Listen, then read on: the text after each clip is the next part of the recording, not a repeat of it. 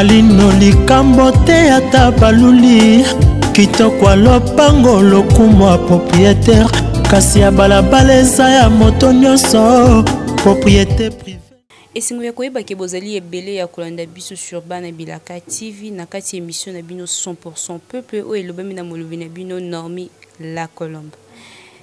Na souci ya koyeba ko tel se bino maizo le kana kati ya République démocratique du Congo précisément na Kinshasa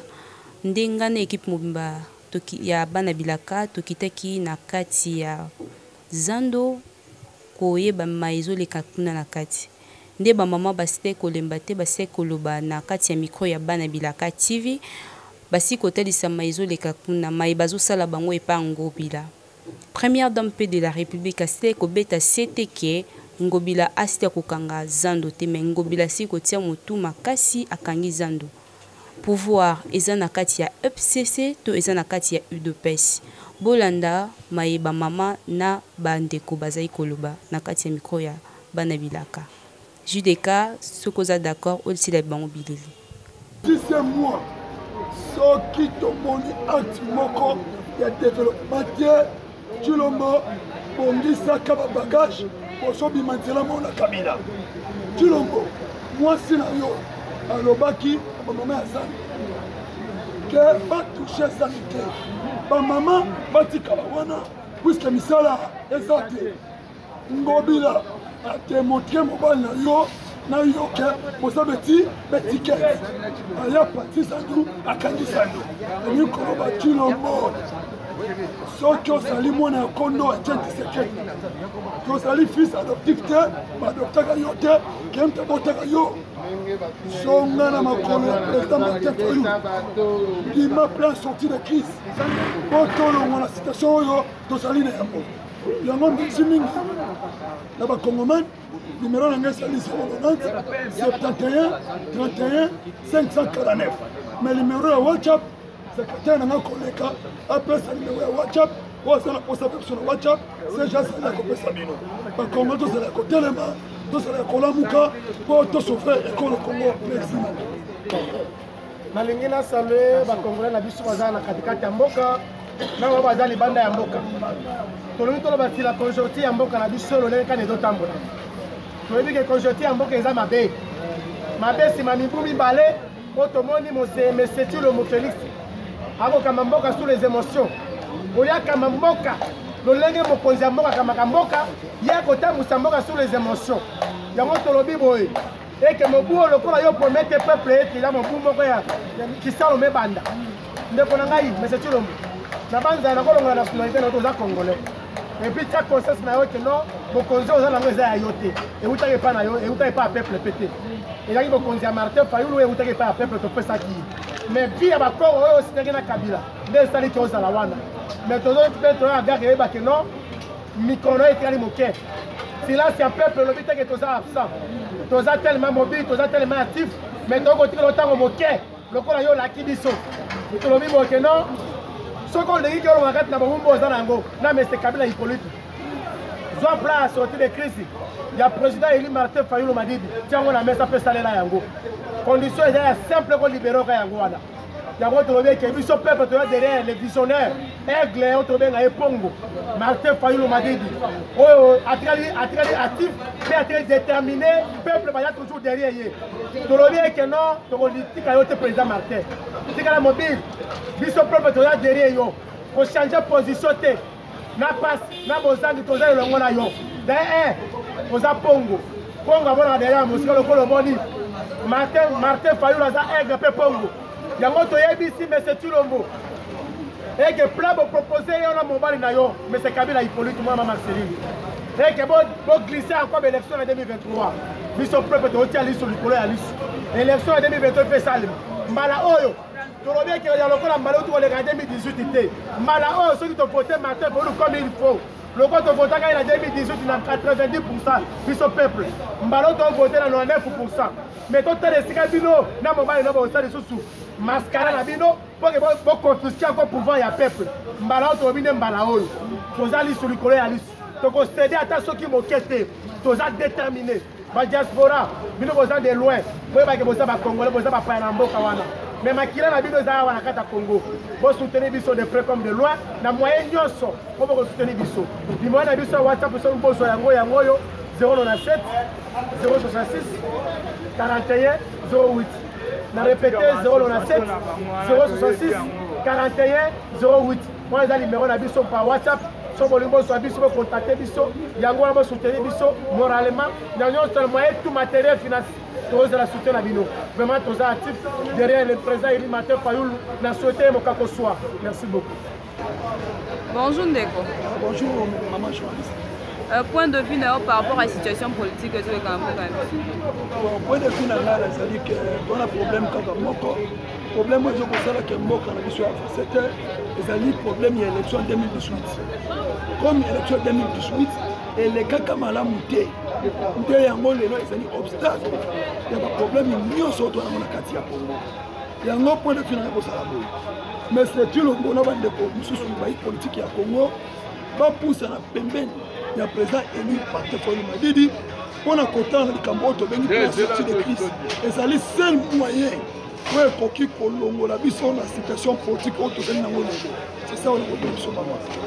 tomonaki ndeko bemba na ndeko katumi bakendaki kokota na union sacrée et après toye koyoka kende baza lisu na union sacrée te nini ezoleka kuna na kati bon union sacrée président Eli Martin Fayulu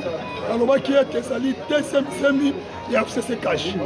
pourquoi puisque encore ya FCC cash emataki mo tension na niveau ya parti IDPS bakombata balingaki accord wana te ok pour Félix azala le président muta fabrika ye et ça c'est tout. Nous devons changer de stratégie. Puisque première stratégie, nous avons fait attention à la partie de Tchulongo. Nous avons créé l'union salité. Le coup la Moïse Katoumi la champion même, nous avons une vision, nous avons compris que tu vas monter le courant Sali Félix, na Kabila, ne va kendaki. Quand ne va kei, ok, bah poste l'union la union salité. Elles ont toujours fait le FCC. Donc, comme il y a des botelles, mais par réclamant qui primature, par réclamant qui peut vivre. Pour réclamer primature, au Parlement, Jean-Marc Kabouna Saclé, alors bien que ça lui reste pour le FCC. Peter Kassali, alors bien ça lui reste pour le FCC. Ok, président Eli Martin Fayulu, déjà pour le cas de Moussika, ceux qui m'aiment dans le parce que les politiciens sont fictionnels. Sans fiction, fiction. Pas que la commerce. Puisque politique, parce que la Congo, faut ça la peine la vision. Il y a comment la musique. Bango ba Monique chef de l'État a une vision madame yango ba côté qui pour on va ta vision. Maman journaliste. Ba mona qui chef de l'État a une vision té. Ba mona qui est tout ça ba commerçant. Comme tu le bengali biso comme tout ça la nuit tokendi. Ok, toloba kata le débit.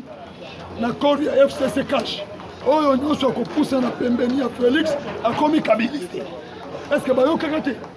Dans une école baba on va comme kabiliste. Ba comme kabiliste. Donc on va kena kiluku machine. Yena Moïse. Bakutana kina Kabila. To boizel kama ko bomba te. Ba yebi en double so kotana katana. Nena so créer. Et ça Kabila. Moïse pas y est bien. Et ça va couper la banque pour pas s'enrichir, pour que ce peuple tout souffrir. Bah ça va porter cette maman nanaï. Et moi tout le bien dans la mouka va consommer ce qui bouquet. C'est quoi ce qui président il dit à lobby que bah ça carabane en boka va zonga na kati la mouka. Président il dit à ça me continue biso. Mais ce qui le loya sali il dit et ça pour la biso peuple. Biso peuple to bolobana ye mo konti kondi mabato na basonga lisusu c'est ça maman bonjour ngata banyembo mo konti ayo kabiso pour ça pour to kabiso ko ni bonjour ça va monter biso na peuple bolobana to mona ki pe ba mama ya Zandu basile ko manifester pour bakanga Zandu te mais dans à notre grande surprise to moni ke bakanyi Zandu point de vue na yo point de vue na ngala kambo sana bolobana na lobaka wa na basi nulis pembe bilink ngobila abili koteka Zandu na bedashu abedashu pesi mbongo pour casser contrat ya Hassan contrat na etikala ki 9 ans justice elongisa ki Hassan nde Zandu efungwa maka mpe moto afongolaka zando ezalaki ministre intérieur mais lelo lokola ngobila arepere na kati ya biro ya Tshilombo eza na 3 pipe na ye basa baconseiller kuna nda négocie na bango bosala etu ngai abebeshu ayi kotungisa ngai mpona mbongo napesaki nga mpona za na kote kosalaki nakamata zandu napesa abebeshu nde bakendeki banégocie na baconseiller wana na eloko etonenge eza nini mwasi soi-disant chef de l'état Nyakero soki Nyakero Denise première dame alobi ete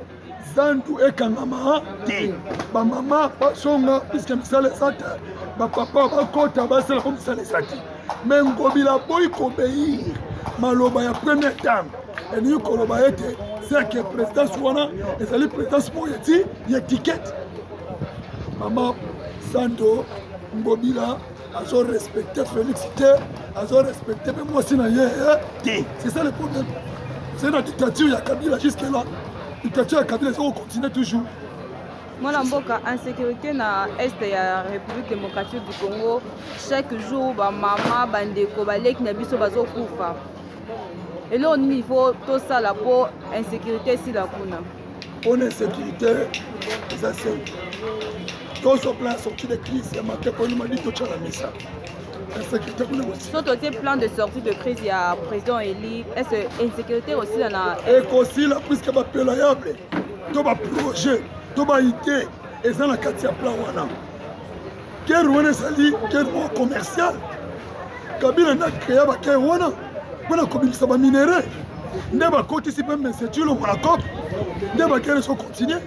to fanda na mesa to négocier likambo ya plan sortie de crise bamoko sondela ngai soki sortir plan sortie de crise pa na mesa un choc oyo lobi président Mulopo olobaki ya solo kimie continue kolon kongo mobi mobimba oyo merci mon amour merci maman journaliste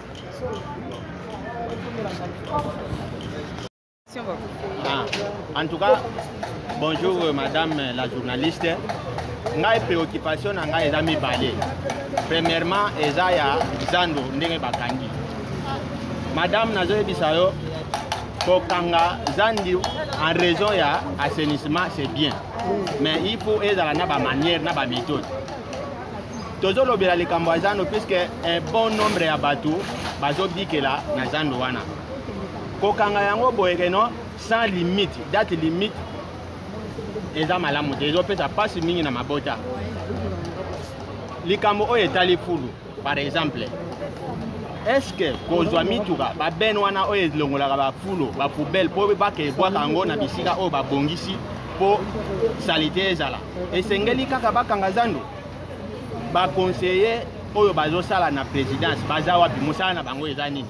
est-ce que n'y a pas moyen mosusu bien méthode mosusu ke kokanga zando kaka est-ce que bakoki s'organiser te ata pendant le week-end à partir ya 16h à samedi babene wana ebanda kolongola basalite mpo bakebwaka kuna tino dimanche basala mosala wana nuitamment à part cela basalite oyo etondi na bokasa surtout na bokasa tomoni lelo mokolo bakangi zando na avenue des Marais awa place monument ya mubu ya nani ya Kabila ezali place wana ezalaki très propre journée alobi fulu ezalaki te mais kaka na butu eloko basali eza nini madame bazwi mituka baye kobwaka salite wana po mutu nyonso akokota na niveau ya bizu soki aza na commerce azokita dimare amonake baza na raison ya kokanga zando sous prétexte salite ezali mais place wana ezalaki nango propre pourquoi pas mituka oyo elongolaki basalite wana baya kobwaka yango place monument ya kondo président nani musée Kabila au lieu que babene wana balongola salite wana nde balongolaki bakebwaka bisika oyo babongisa mpona kobwaka salite baye ko salir lisusu avenir des marais soki oza na avenir des marais na nini na bizu sur commerce ozokita avant okoma na la police wana la police tout siat moko eza wana ezalaka propre ata bapolisier bango moko bayebi mais baye kozwa lisusu wana baye kotia benelie na qualité babwaki wana est ce que wana eza kobongisa mboka to eza kotonga mboka kini bopeto yango yango wana mais eloko tozosenga na président Félix eza nini a trouvé solution mosusu ke kokanga po mabota ebele ezobikela na zando wana basalaka mosala wana ya sanisba ata na butu ou soit basala ngo pavillon par pavillon que de faire étouffer de faire handicaper toutes les activités ya zando ya grand marché ou ya référence ya Congo mobimba ba province ebikelaka na marché central wana mais kokanga yango omoni ke ezopesa pasi wana na oyo etali makambo ya zando vraiment ba proposition wana soki bakosala analyse madame. Merci. Pona oyo etali politique madame biso ba vrai peuple congolais plan à sortie de crise oyo le président élu massivement par le peuple congolais en 2018 Martin Fayulu plan de sortie de crise oyo ayaki nango eza mabete effet ya kodégocier koluka majorité parlementaire par force oyo ekomi forcing ekoaboutir en quoi fruit na yango biso moko tomoni bamingi bazokende kuna mpona koluka baposte eno baintere ya bato bakendaki union sacrée et aboutir na nini et puis tozokondane mpe monsieur Eliezer Ntambwe ndenge azoyebisa Jean-Marc Kabunda wana ke yo oza na secrétaire Jean-Marc Kabunda asala nini ntango amoni mabe aloba te eza fruit ya ba mauvais départ ya ba élection yango nde tozosenga monsieur Félix a adopté atia na mesa plan ya sortie de crise po soki atie yango asalisa élection anticipée s'il y a un ça ne va pas on démissionne ou bien asalisa élection anticipée yango nde ekosala ekomettre fin na régime Kabila nyonso tozwa président ya sika dans un bref délai po tochasser régime Kabila oyo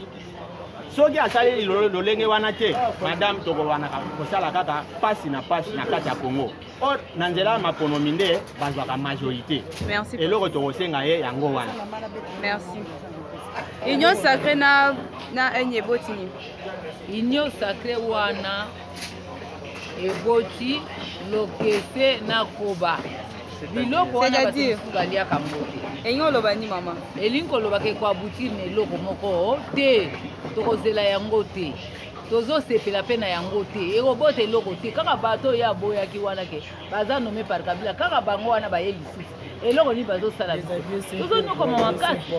lelo mutu nyonso aliaka koba te na loke soko lelo bimama kwanza tozosepa na eloko wana te yango tozopesa ye temps soki tokomi ti avant juin tesimi te biso tokobima na balabala tokokufa lokola na 60 bato bakufaka lelo mpe biso tozali tokokufa bana na biso bakotikala na bakoko na biso bakosala Kongo ya bien eloko naosenga na papa Félix atia matoi na ayoka ndenge wana légitimité eutaka na population oyo azoluka wana eza yango te.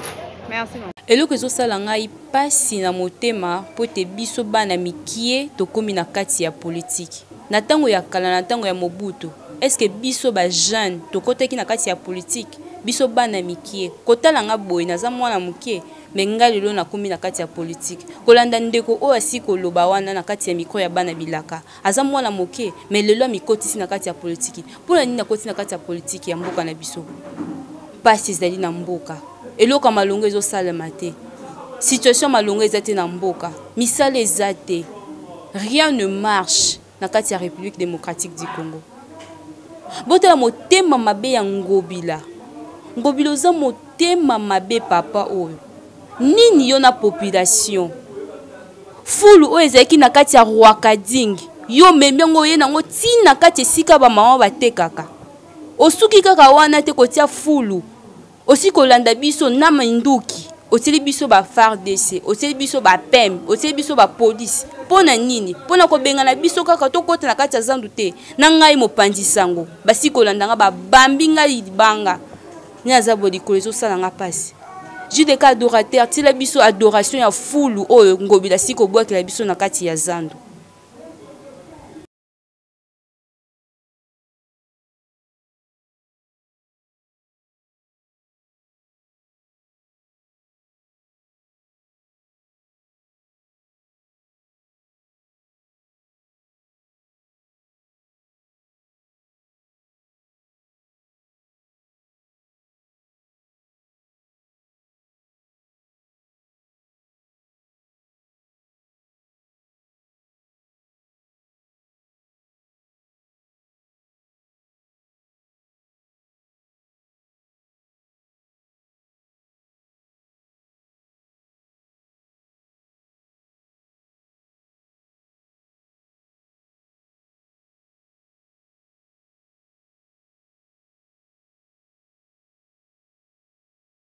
bino moko bosili komonama esi koleka na kati ya zando oyo ngobila asili kosala na bamama asili kosala na bapapa eza pasi mpe mawa ngobila change moto azala motema libanga te me nga ndenge nazomonela yo oza motema libanga oza na mawa ya population te fo ozala na mawa ya population. Merci na bino mpo bosili kolanda biso bolemba te bosabone toujours na kati ya chaîne na biso soki eza mbano ya liboso ya kotala biso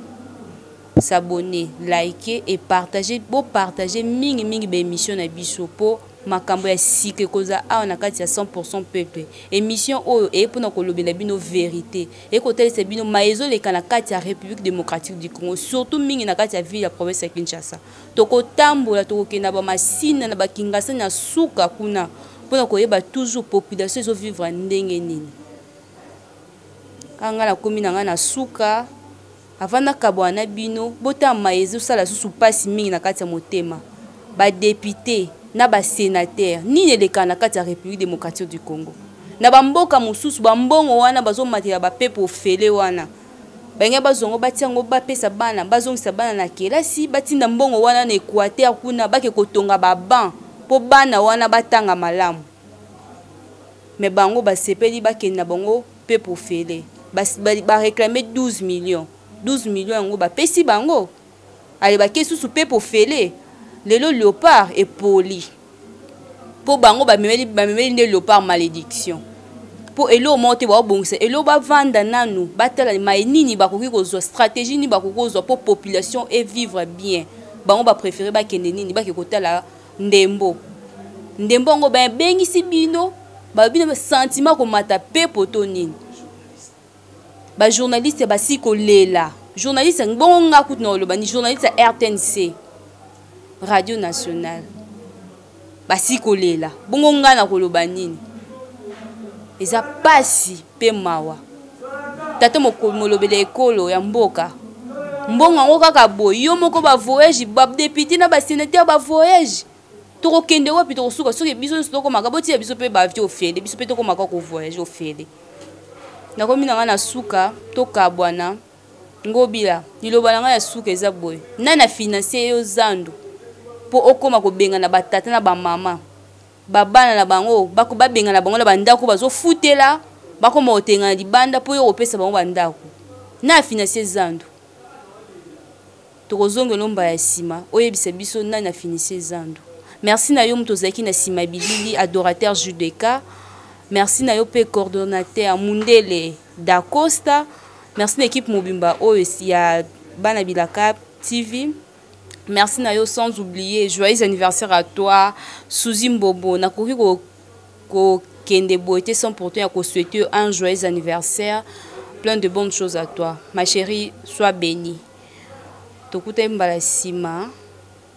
Au revoir.